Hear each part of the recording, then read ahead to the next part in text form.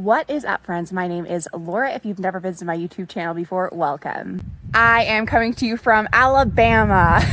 I am continuing my series on hiking the tallest peak in each of the 50 states. So right now I'm going after number 11 right here in Alabama. I'm going to be hopefully tackling Cheaha Mountain. If you've been following me, you know the last two, which were Louisiana and Mississippi, were not super high by any means. This isn't crazy high, but it is a 7.5 mile hike. It actually looks gorgeous around here. It's like very lush rolling hills kind of feel, and it's going to be about 7.5 miles and about 1,200 feet of elevation gain. If you haven't yet, make sure you hit that subscribe button so you don't miss any of my future series of hiking adventures all around the world, of course, including this 50 summit series. So at the end of this video, I will give you some overall tips as well as what I'm going to be doing next. So this hike is located just outside Cheaha State Park, so you don't actually have to pay the entrance fee. It's literally located right outside. So I'm excited. Let's officially get started. This trail also is dog friendly, so make sure you give it a like to support Mr. Thor here, and he will be tackling his 9th state peak. Good job, Thor! What a great hiker you are! Yeah!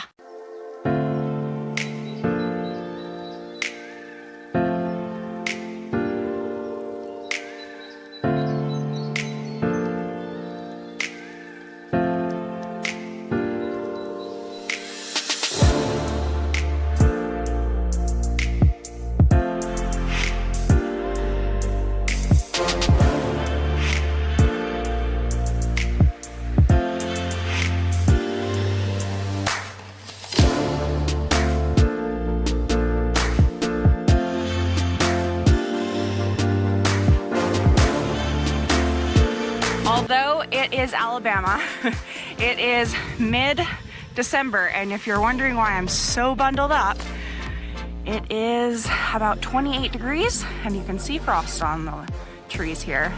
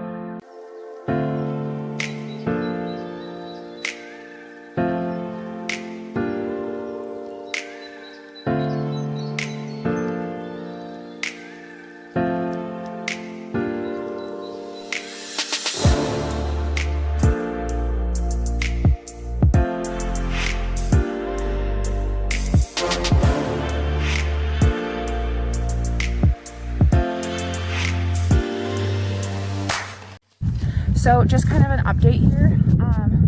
I know the first bit of the video I said how well marked it is. I'm actually considering turning around. Nothing's marked and I'm just kind of getting deeper in. The only reason I can follow it is because I'm following all trails, but there's like no path. And honestly, not trying to go on a big event, I'm pretty disappointed because this is just outside a state park. You know, this is supposed to go on for hundreds of miles and it's the tallest peak. And I'm not sure why the tallest peak in Alabama can't be in any way a path for people to get to. So that's my quick vent. I'll see if I want to continue going.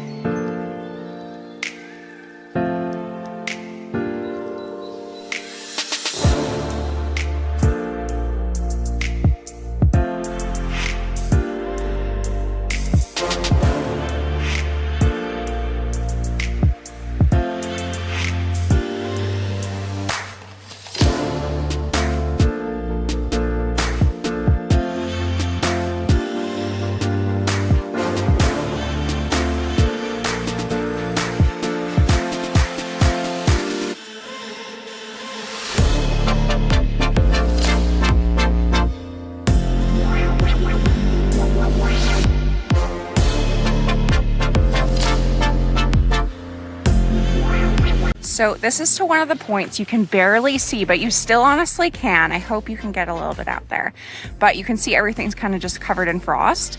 But I think on like a clear day, this would just be gorgeous, especially if like the leaves were turning. So I might actually even stick around a little bit for an hour and see if the clouds break through. But it definitely is foggy, but I am at least able to get a sense of how beautiful this area truly would be without the fog. And I don't have rain, so can't complain there.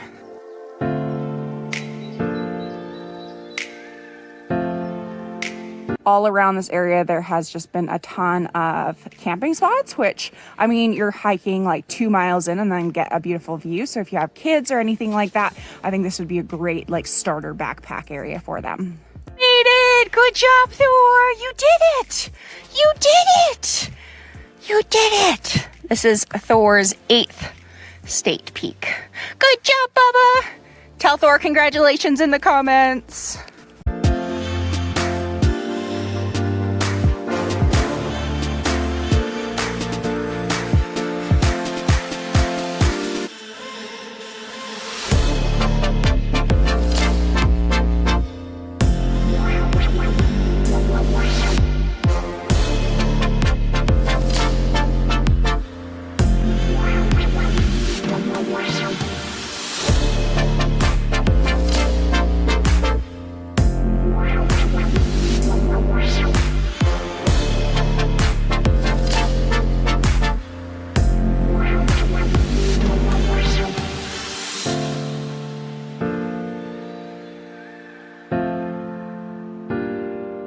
So I am near the end of the trail now. I have 2 big things that I'm glad that I do these overviews in case you are looking to do this. So the first one is honestly have this trail pulled up on like All Trails or something like that. It was like really well marked at the beginning. Clearly I complained in the middle and then ended up being really well marked again. I don't like, to me, maybe there's a different trail that like beside it, but I was following All Trails and I was saying I was on the trail. So make sure if you have an inReach, if you have all trails at a minimum, free to download, have that pulled up and ready so you can follow it so that you don't get off trail at all. Because there typically would be like 3 different little trails, like every 100 steps.